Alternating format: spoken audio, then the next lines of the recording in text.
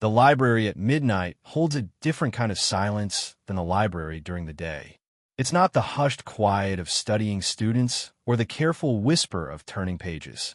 It's the silence of a place that has exhaled all its breath and settled into itself, heavy with the weight of words that live between book covers and the dreams of people who will never return to claim them.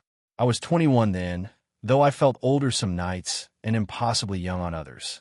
That particular night, I felt both. The fluorescent lights hummed above me with that persistent electric buzz that makes you forget what real silence sounds like. I had been there for hours, surrounded by towers of books I'd pulled from the stacks for a paper on post-war American literature that I couldn't seem to start. The words kept slipping away from me, like trying to hold water in cupped palms. My legs had gone stiff from sitting cross-legged on the floor between the shelves, and when I shifted to reach for another volume, my elbow knocked into a stack beside me.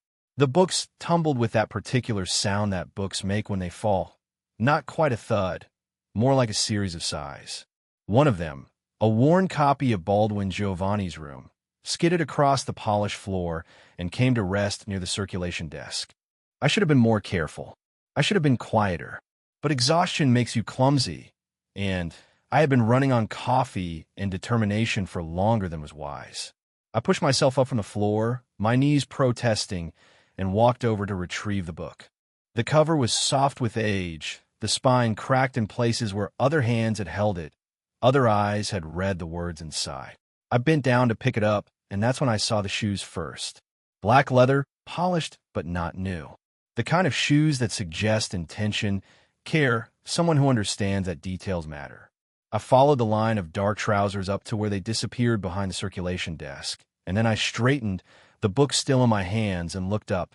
Professor Dorian Hale stood there, watching me. He was supposed to be gone by then. The building was supposed to be empty except for me and the security guard who made his rounds every hour like clockwork. But there he was, standing perfectly still behind the desk, as if he had materialized from the shadows between the stacks. His hair was slightly mussed, unusual for him, and his tie had been loosened. His jacket hung over the back of a chair, and I could see the faint outline of his shoulders beneath his white shirt. For a moment, neither of us moved. The book felt impossibly heavy in my hands, though it couldn't have weighed more than a few ounces. I became aware of everything at once. The way the overhead light cast shadows under his eyes, making them appear deeper than they were in the bright glare of the classroom. The way his fingers rested on the edge of the desk, long and careful. The way he was looking at me, not with the distant politeness he wore during lectures, but with something else entirely, something that made my chest tighten. I had been in his Victorian literature course for 3 months by then, sitting in the back row where I could observe without being observed, where I could listen to his voice dissect the intricacies of Dickens and Hardy without having to meet his eyes directly. He was known on campus for his brilliance, for his impossibly high standards, for the way he could make even the most confident students question everything they thought they knew about literature. I had heard rumors about him, that he had turned down offers from prestigious universities to stay here, that he wrote poetry but never published it, that he had never been seen with anyone, man or woman, at faculty events. I had told myself that the way I watched him during lectures was purely academic, that the attention I paid to the cadence of his voice, the way his hands moved when he spoke, the rare moments when something approaching a smile would flicker across his face, I had told myself that was simply the admiration of a student for a gifted teacher. But standing there in the empty library with Baldwin's book in my hands and his eyes fixed on mine, I knew I had been lying to myself. The silence stretched between us, elastic and dangerous. I should have said something, explained why I was there so late, apologized for the noise, made some polite excuse, and gathered my things and left. Instead, I stood frozen, caught in the weight of his gaze like an insect in amber. He was the one who finally spoke, his voice quieter than it ever was in class, stripped of its professorial authority. He asked if I was finding what I needed for my research. Such an ordinary question, the kind of question any professor might ask any student. But the way he said it, the way his eyes never left mine, made it feel like he was asking something else entirely. I told him I was working on a paper about isolation in post-war fiction. The words came out awkward and stilted, nothing like the confident responses I had rehearsed in my head during his classes. He nodded, as if this made perfect sense, as if it explained why I would be kneeling on a library floor at midnight, surrounded by books I couldn't seem to organize into coherent thoughts. He said that Baldwin was a good choice, that Giovanni's room was particularly relevant to themes of isolation and self-recognition. He said it like he knew the book intimately, like he had spent time with it in the quiet hours when the rest of the world was sleeping. I wondered if he had been here often, if he made a habit of haunting the library after hours, if he too found something in the midnight silence that he couldn't find anywhere else. I held the book out to him, thinking he might want to examine it, but he shook his head. He said I should keep it, that it might be useful for my work. His fingers brushed against mine as he spoke, the barest contact, so brief it might have been an accident. But I felt it like an electric shock, a jolt that traveled from my fingertips to somewhere deep in my chest. That was when I knew I was in trouble. The moment lasted perhaps 10 seconds, maybe less, long enough for me to memorize the exact shade of his eyes in the artificial light, the way his breath caught slightly when our hands touched, the fact that he didn't immediately step away. Long enough for me to understand that whatever was happening between us had been building for longer than I had been willing to admit. Then he cleared his throat and took a step back, and the spell was broken. He said he should let me get back to my work, that he didn't want to disturb my research any longer. But his voice had changed, become careful in a way that suggested he too had felt the shift in the air between us, the sudden charge that made the library feel smaller and more intimate than it had any right to feel. I watched him gather his things, moving with the same measured precision he brought to everything else. He wished me luck with my paper, told me not to stay too late, reminded me that the library would close soon. All perfectly normal, perfectly appropriate things to say. But when he reached the door, he turned back one last time, and the look he gave me was anything but appropriate. It was a look that acknowledged something unspoken, something that existed in the space between professor and student, between the person he was supposed to be and the person he might be when no one was watching. It was a look that asked a question I didn't yet know how to answer. Then he was gone, and I was alone again with the humming lights and the scattered books and the sudden, terrifying knowledge that my carefully ordered world had just shifted on its axis. I sank back down to the floor, my legs unsteady, and tried to convince myself that nothing had happened, that it had been a chance encounter, nothing more, the kind of interaction that occurs between faculty and students every day on campuses across the country. But my hands were shaking as I gathered my books, and I could still feel the phantom pressure of his fingers against mine. I could still see the way he had looked at me in those final seconds before he left, like he was memorizing something, like he was making a decision he hadn't expected to make. The book he had told me to keep felt different now, weighted with more than just paper and ink. I opened it to a random page and found myself reading about the complexity of desire, about the ways we lie to ourselves about what we want and why we want it. The words seemed to pulse with new meaning, as if they had been waiting for this moment to reveal themselves to me. I closed the book and held it against my chest, feeling my heartbeat against its cover. Outside, the campus was dark and empty, but inside the library, under the harsh fluorescent lights, I felt more awake than I had in months. Awake and terrified and alive with the possibility that everything I thought I knew about myself was about to change.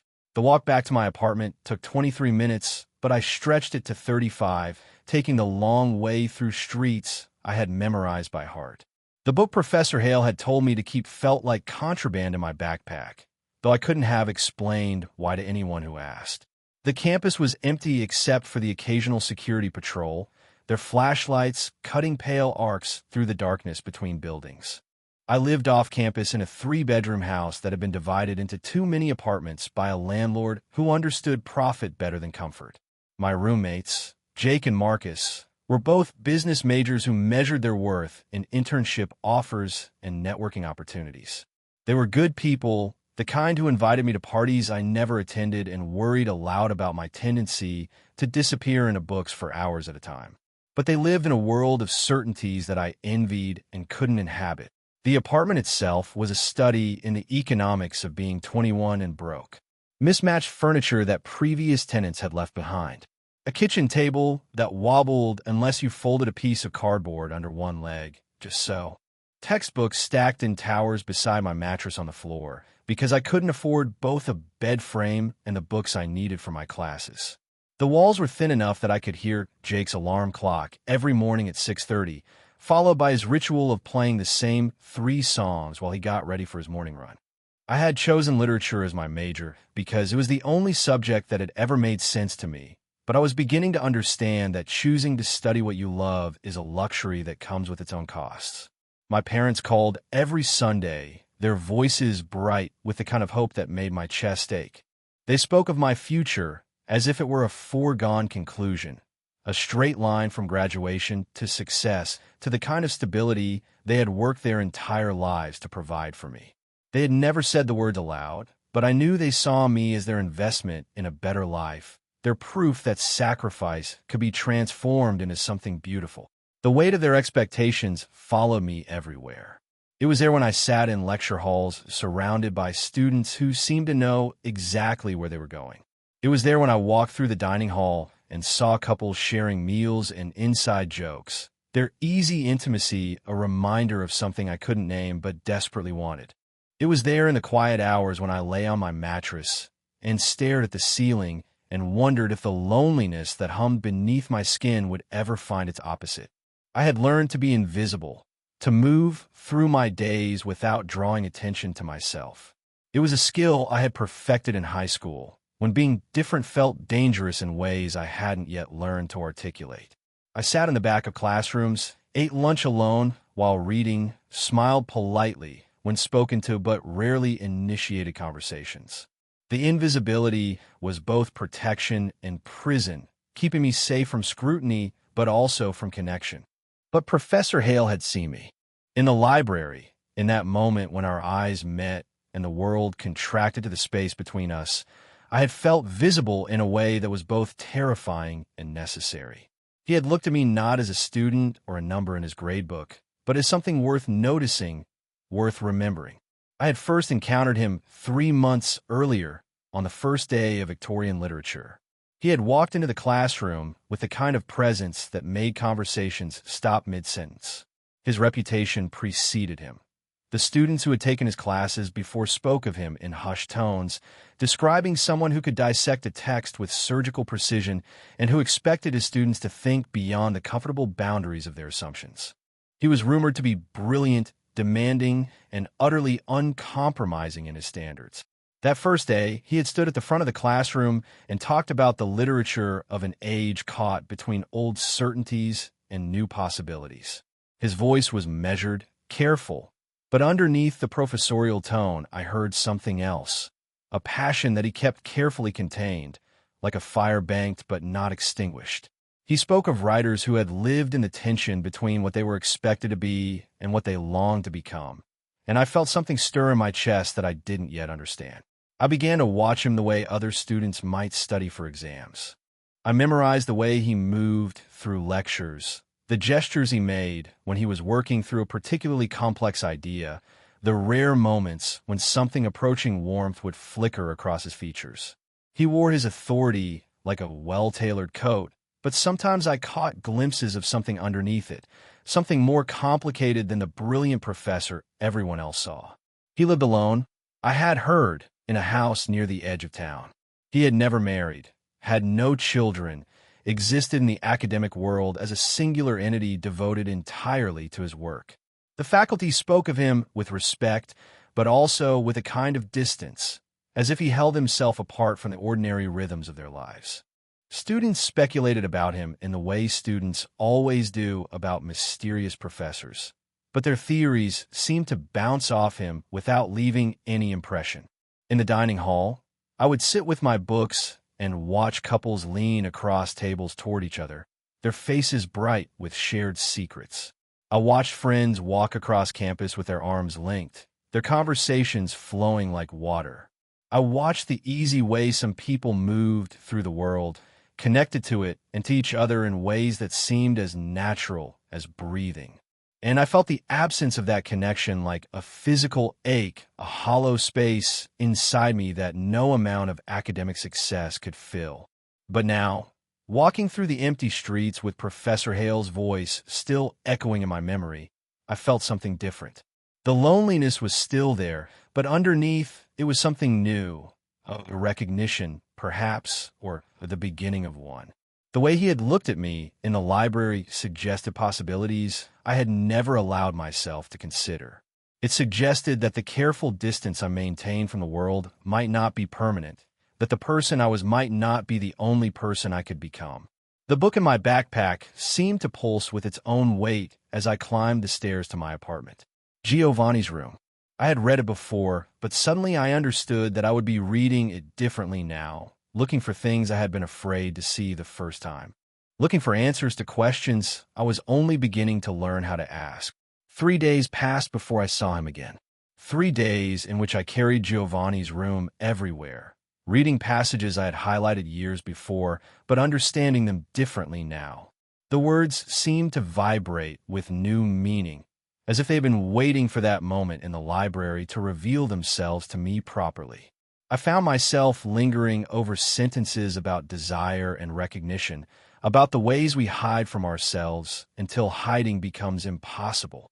When Thursday came and I walked into his classroom, everything felt different. The fluorescent lights seemed harsher, the rows of desks more regimented, the distance between his position at the front of the room and my seat in the back suddenly vast and charged with significance. I took my usual place and tried to focus on my notebook on the careful notes I always took during his lectures, but I could feel his presence like a magnetic field. He began class, as he always did, with a question that cut to the heart of whatever text we were examining. That day it was Hardy, Jude the Obscure, and he asked us to consider the nature of impossible desires, the ways in which we torture ourselves with wanting things that society tells us we cannot have. His voice carried the same measured authority it always had, but I heard something new in it now, or perhaps I was simply listening differently. I watched his hands as he spoke, the way they moved through the air to illustrate his points, and remembered the brief contact of his fingers against mine. I studied his face for any sign that he too was thinking of that moment, but his expression remained professionally composed, revealing nothing. After class, I gathered my things slowly, hoping the other students would file out before I reached the door. But as I approached the front of the room, his voice stopped me. He said my name with the same careful pronunciation he used for everything, but there was something underneath it that made me pause with my hand on the doorframe. He told me he had read my last essay, the one on isolation in Conrad's work. He said it showed promise but lacked focus, that my ideas were interesting but needed development. These were the kinds of comments any professor might make to any student, delivered in the neutral tone academics use to maintain professional distance. But then he paused, looked up from the papers on his desk, and met my eyes directly. He said he was working on a research project that might interest me. Something about the intersection of literature and psychology in late Victorian writers. The ways authors used fiction to explore aspects of human nature that couldn't be discussed openly in their time. He explained that he occasionally worked with advanced undergraduates, students who showed particular insight or dedication to literary analysis. The offer was extraordinary. Professors like him rarely worked with undergraduates on serious research, and when they did, it was usually with seniors who had already proven themselves academically. I was a junior with decent grades, but no particular distinction, no reason to be singled out for such an opportunity. Yet there he was, asking if I would be interested in assisting him with his work. I told him I would be honored, my voice coming out smaller than I had intended. He nodded, as if my acceptance had been a foregone conclusion, and suggested we meet the following evening in his office to discuss the project in more detail. He gave me the room number and told me to come prepared to work, that this wouldn't be a casual arrangement, but a serious academic endeavor requiring significant time and effort. As I walked across campus afterward, I tried to convince myself that the invitation was purely professional, that he had seen potential in my work and wanted to cultivate it, nothing more. That the moment in the library had been a coincidence, two people encountering each other in an unexpected place and time. But even as I told myself these things, I could feel the lie of them settling uneasily in my chest. That evening, I found myself standing outside his office door with a notebook clutched in my hands and my heart beating too fast for someone about to discuss Victorian literature. The hallway was empty, lit by the same harsh fluorescent bulbs that seemed to follow me everywhere on campus. I could hear the distant sound of a maintenance worker's radio echoing from another floor, but otherwise the building was silent. His office was smaller than I had expected, lined with bookshelves that reached from floor to ceiling and filled with volumes that looked well-used rather than decorative. A desk sat in the center of the room, covered with stacks of papers and notebooks filled with his careful handwriting. A single desk lamp provided most of the light, creating pools of illumination that made the space feel intimate rather than institutional. He gestured for me to sit in the chair across from his desk and began explaining his research. He spoke about writers who had used their work to explore forbidden territories of human experience, who had found ways to write about desire and identity when direct discussion was impossible. His voice took on a different quality when he talked about his work, becoming more animated, more personal. I found myself leaning forward without realizing it, drawn not just by what he was saying, but by the way he said it. As he talked, I became aware of the space between us, of how the desk seemed both like a barrier and an insufficient protection. I noticed the way the lamplight caught the silver threads in his dark hair, the way his eyes focused on me when he asked if I understood what he was looking for in an assistant. I told him I did, though I wasn't entirely certain what I was agreeing to.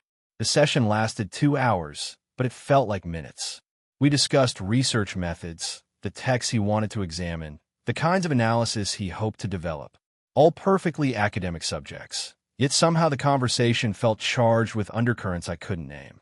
When he walked me to the door at the end of the evening, his hand briefly touched my shoulder, and I felt that same electric shock I had experienced in the library. He told me he looked forward to our next meeting, that he thought this collaboration would be productive for both of us. But the way he said it, the way his eyes lingered on mine before he closed the door, suggested he was thinking about more than just academic productivity. The research sessions became the architecture around which I built my weeks. Monday, Wednesday, and Friday evenings at 7 o'clock, I would walk across campus to the Humanities building and climb the stairs to his office, my footsteps echoing in the empty corridors. The routine should have made our meetings feel ordinary, but instead each session carried the weight of anticipation, as if I were walking towards something I couldn't name but desperately needed. We worked with texts that explored the hidden territories of human experience. Wilde's Letters from Prison, where he wrote about love that dared not speak its name. Forster's early manuscripts, filled with characters who yearned for connection they couldn't openly pursue. Simons's private writings, where academic discussion gave way to personal confession. Professor Hale guided me through these works with the precision of a surgeon, showing me how to read between the lines, how to understand what couldn't be said directly. The office felt different in the evenings than it did during the day. The overhead fluorescents remained off, replaced by the warm glow of his desk lamp and a small reading light he positioned near my chair. The shadows seemed deeper, more forgiving. Sometimes I would arrive to find him already absorbed in his work, his shirt sleeves rolled up, his tie loosened, looking less like the distant professor from lectures and more like someone I might encounter in the ordinary world. Our conversations began to extend beyond the immediate scope of our research. He would ask about my interpretation of a passage, and my response would lead him to share his own insights, which would evolve into discussions that had little to do with Victorian literature and everything to do with the nature of desire, identity, the masks we wear to navigate a world that demands conformity. I found myself speaking more freely in that dimly lit office than I ever had anywhere else, saying things I hadn't known I was thinking. The boundary between academic work and personal revelation blurred with each session. When we discussed Wilde's letters about the love that transforms and destroys, Professor Hale's voice would drop to barely above a whisper, and I would find myself leaning closer to catch every word. When we analyzed passages about forbidden longing, our hands would reach for the same book, and the brief contact of skin against skin would send electricity racing up my arm. I began to write differently, both for his research and for my other classes. My essays became vessels for confessions I couldn't make aloud, metaphors that spoke to yearning I had never acknowledged. When I wrote about Tennyson's grief for Arthur Hallam, I found myself exploring types of love that textbooks never discussed. When I analyzed the homosocial bonds in adventure novels, I discovered I was really writing about the ache of wanting something society insisted didn't exist. Professor Hale read everything I wrote with an attention that felt like a form of intimacy. He would return my papers covered with notes in his careful handwriting, comments that responded not just to my arguments, but to the subtext beneath them. Sometimes his observations cut so close to what I was really trying to say that I would flush while reading them, as if he had seen through every layer of academic language to the raw need underneath. The sessions stretched longer each week. 7 o'clock became 8, then 9, then 10. We would lose track of time while dissecting a particularly complex passage, our conversation flowing from literary analysis to personal philosophy to something that approached confession. I began to understand that he, too, was searching for something in these texts, some answer to questions he couldn't ask directly. One evening in October, while we were examining correspondence between writers who had loved in secret, he asked me what I thought drove such relationships. Not the historical context or the social pressures, but the emotional truth at their center. I found myself talking about the particular intensity that comes from loving what you're not supposed to love, the way prohibition can transform desire into something more powerful than it would be if freely expressed. As I spoke, I realized I was no longer talking about Victorian writers. I was talking about the way I had begun to think about him, about the anticipation that made my hand shake as I climbed the stairs to his office, about the disappointment I felt when our sessions ended, and I had to return to the ordinary world of classrooms and roommates and Sunday phone calls with my parents. He listened without interrupting, his eyes never leaving my face. When I finished, the silence that followed felt different from our usual comfortable pauses. It felt charged, dangerous, like standing at the edge of something I couldn't see but could sense in my bones. He said my insights were perceptive, that I understood these writers better than most scholars who had spent decades studying them. But the way he said it, the way his voice caught slightly on certain words, made it sound like he was saying something else entirely. That night, I lay on my mattress staring at the ceiling and finally admitted to myself what had been building for weeks. I wasn't just intellectually fascinated by Professor Hale or grateful for the academic opportunity he had provided. I was falling in love with him. The realization hit me like cold water, shocking and undeniable. I was in love with my professor, with a man 13 years older than me, with someone whose world and experience made mine seem impossibly small. The confession, even made only to myself in the darkness of my room, changed everything. The next morning, I walked to class knowing that every word he spoke would affect me differently, that every glance would carry weight I couldn't ignore. I was in love, and it was both the most terrifying and most alive I had ever felt. The revelation came on a Tuesday evening in late October, when the campus had surrendered to autumn and the trees outside his office window rustled with leaves that caught the lamplight like amber. I had arrived for our session carrying a new essay, one that had poured out of me in a single sitting the night before.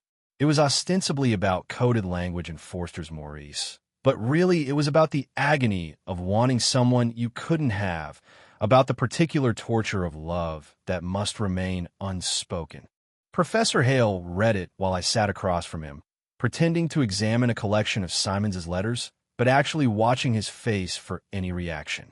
The office felt smaller that evening, the shadows deeper, the silence more charged with possibility. Outside, rain had begun to fall, pattering against the windows with a rhythm that seemed to match my accelerated heartbeat. When he finished reading, he set the pages down carefully and looked at me with an expression I had never seen before. Something in his professional composure had shifted, like a mask that had finally become too heavy to wear.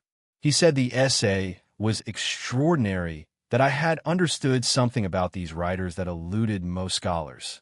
But there was something in his voice, a tremor of recognition, that suggested he had read more than literary analysis in my words. He stood and walked to the window, his back to me, and said that working with me had been unlike any collaboration he had experienced, that my insights had changed his own understanding of the text we studied together, that he had begun to see these writers not as historical figures, but as people whose struggles felt immediate and real. When he turned back to face me, his eyes held the same vulnerability I had glimpsed that first night in the library. I should have maintained the careful distance we had both worked so hard to preserve. Should have thanked him for the compliment and gathered my things and left, as I had every other evening. Instead, I found myself standing too, drawn by something in his expression that made the space between us feel electric and unbearable. I told him that the research had changed me as well, that I had discovered things about myself I hadn't known were there. The words came out awkward and insufficient, nothing like the careful prose I crafted for his assignments. But as I spoke, I watched his face and saw something shift there, a recognition that we were no longer talking about Victorian literature. The silence that followed stretched between us like a hell breath. Rain continued its steady percussion against the windows, and the desk lamp cast our shadows large and wavering against the bookcases. I became aware of every detail of the moment. The way his shirt was wrinkled from hours of concentrated work, the way his hair had fallen across his forehead, the way his hands hung at his sides, as if he didn't know what to do with them. He said my name then, quietly, not in the measured tone he used during lectures, but with something that sounded almost like a question. I took a step toward him, and then another, until we were standing close enough that I could see the flecks of gold in his dark eyes, could smell the faint scent of coffee and old books that seemed to cling to his clothes. For a moment, we simply looked at each other, and I understood that we had reached a point from which there would be no return. That whatever happened next would change everything between us, would make it impossible to pretend that our relationship was purely academic, purely professional, purely safe. It was he who moved first, reaching for a notebook that had fallen from the desk, the same careful gesture I had seen him make 100 times before. But this time, as his hand closed around the leather binding, mine was there too, our fingers colliding in the space above the scattered papers.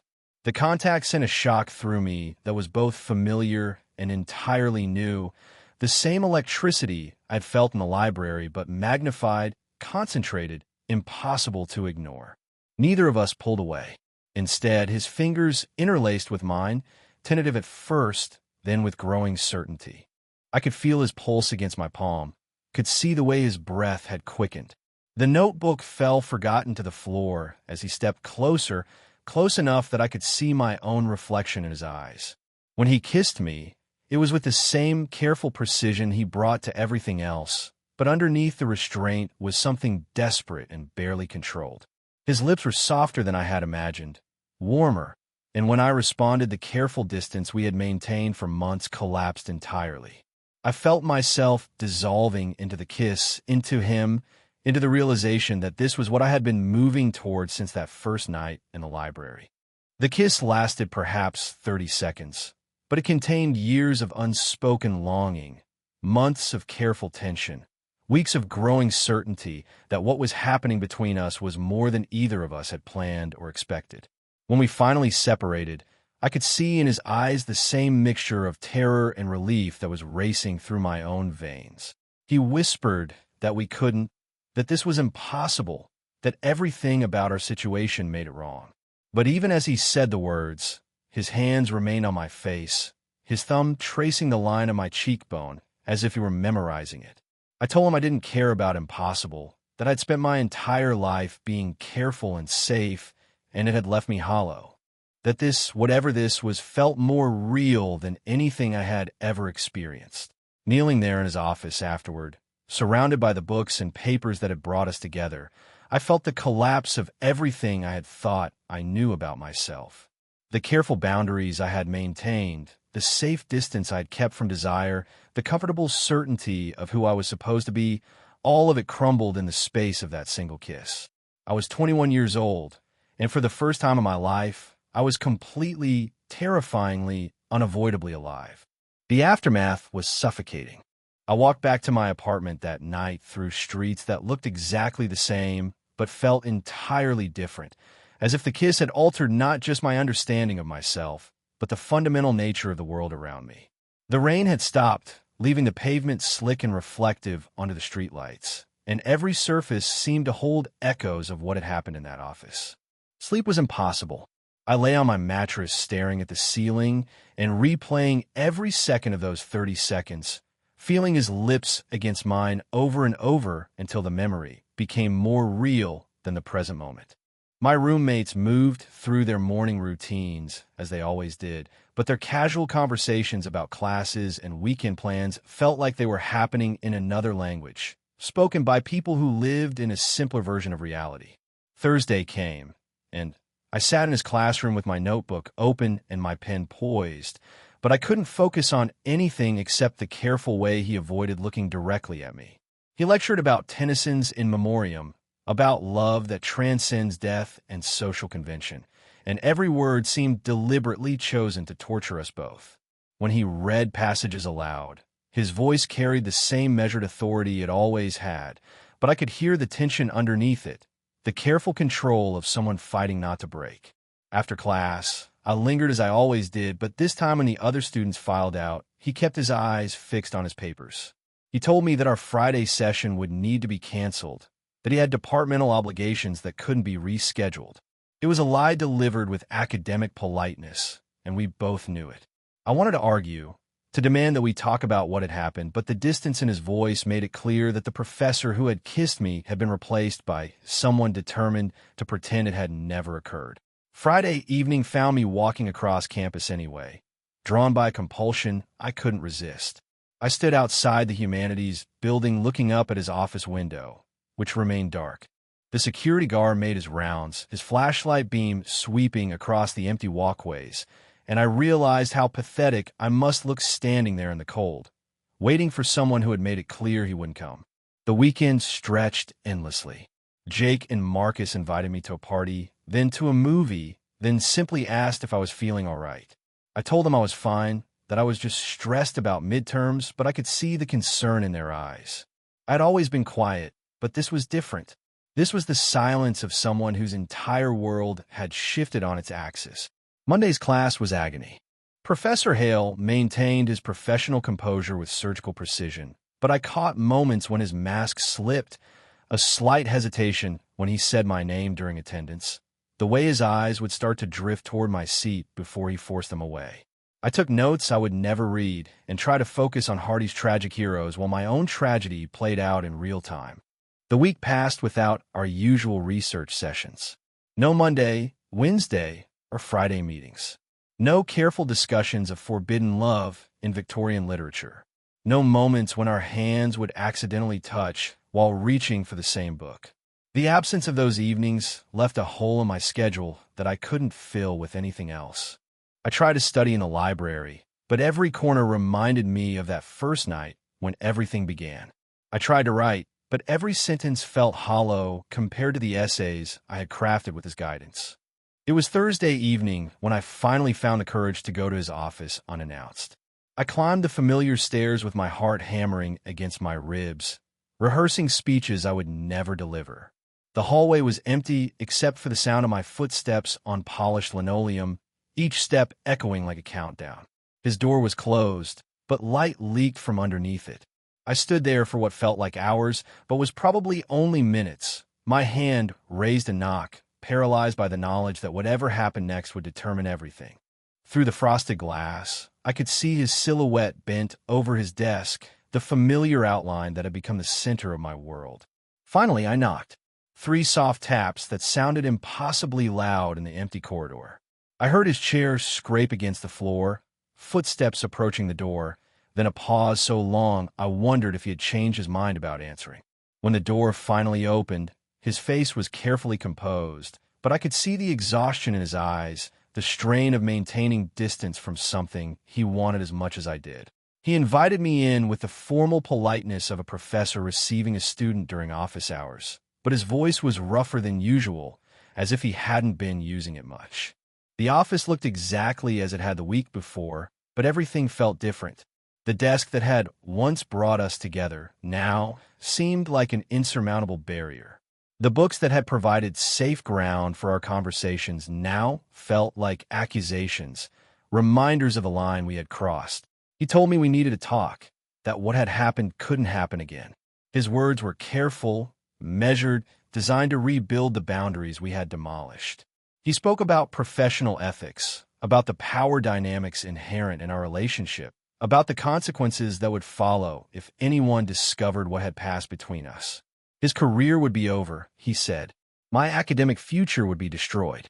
The research we had worked on together would be tainted, worthless. Every word was true, and every word felt like a knife. I listened to his rational arguments and understood their validity even as they tore apart the most meaningful thing that had ever happened to me. When he finished, the silence in the office was different from our comfortable pauses. This silence was final, decisive, the sound of doors closing. But I couldn't accept it. Not yet. Standing there in that office where everything had changed, I realized I had to choose between the safe path that led back to my old life and the dangerous one that led towards something I had never imagined possible.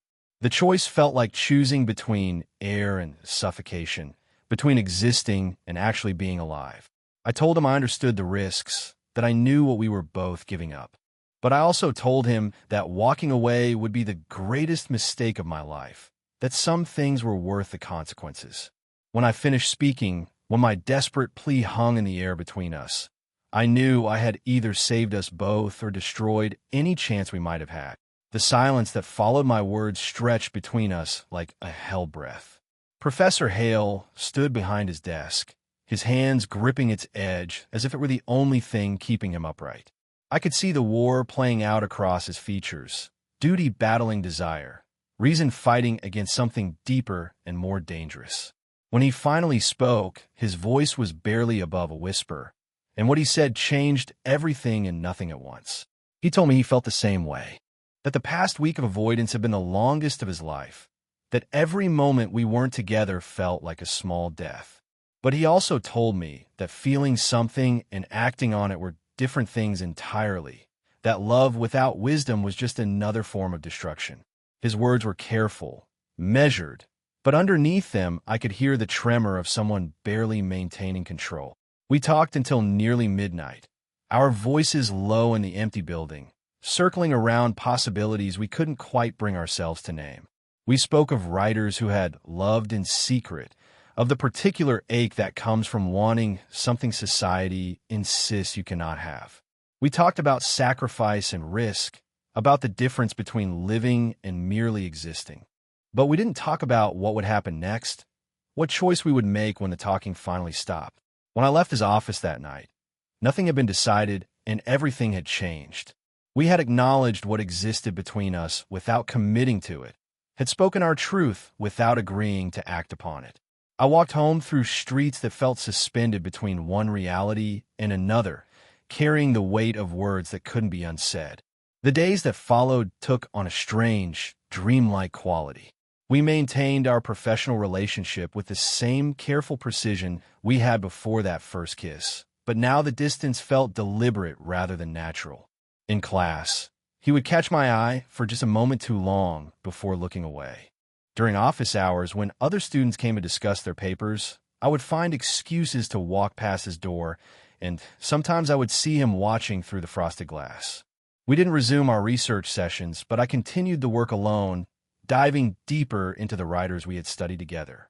I found myself drawn particularly to their letters, to the private words they had written to lovers they could never publicly acknowledge. There was something in their careful coded language, their elaborate metaphors for desire, that spoke to my own situation with perfect clarity. It was during one of these late-night reading sessions in my apartment that I began to write the letter. Not an essay for class, not academic analysis, but something raw and honest and entirely for him.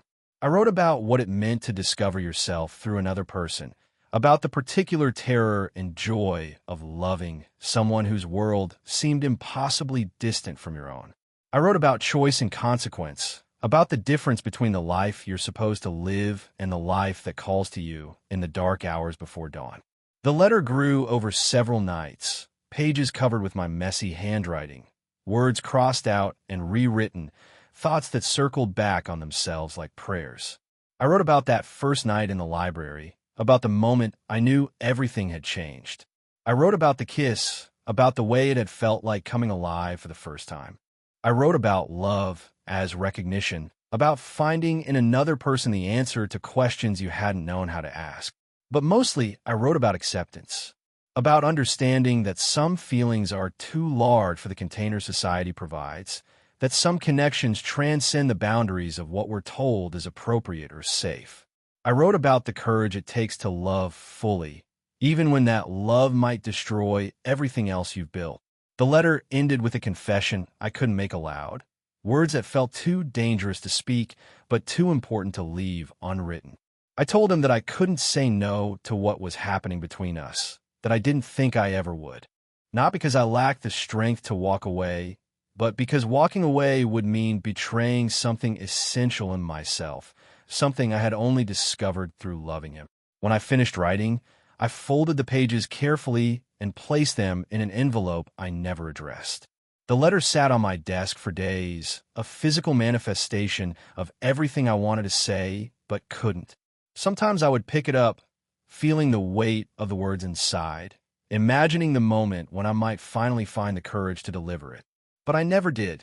Instead, I carried it with me like a talisman, a reminder of what I had discovered about myself in those weeks of loving someone I couldn't have. The letter became my secret, my private acknowledgement of feelings too complex for simple resolution. Now, years later, I sit on this campus bench as dawn breaks across empty pathways, and that letter rests in my notebook like a pressed flower, still undelivered, still true. The young man who wrote those pages is gone, replaced by someone who has learned to live with uncertainty, with love that exists in the spaces between what is and what might be. The bench is cold beneath me, and the campus is waking up around me. Maintenance crews beginning their rounds, early joggers tracing familiar paths, the first commuter cars pulling into distant parking lots. Soon this place will be full of students rushing to morning classes, their faces bright with the particular urgency of youth. Some of them will fall in love with their professors, just as I did. Some will write letters they never send, just as I did. I close the notebook and tuck it into my bag, feeling the weight of words that have traveled with me longer than I expected. The letter inside represents a moment when I chose honesty over safety, when I discovered that some truths are worth preserving even if they can never be fully shared. Rising from the bench, I walk across the silent campus carrying that old secret, that unanswered question, that love that taught me the difference between saying no and learning to live with yes.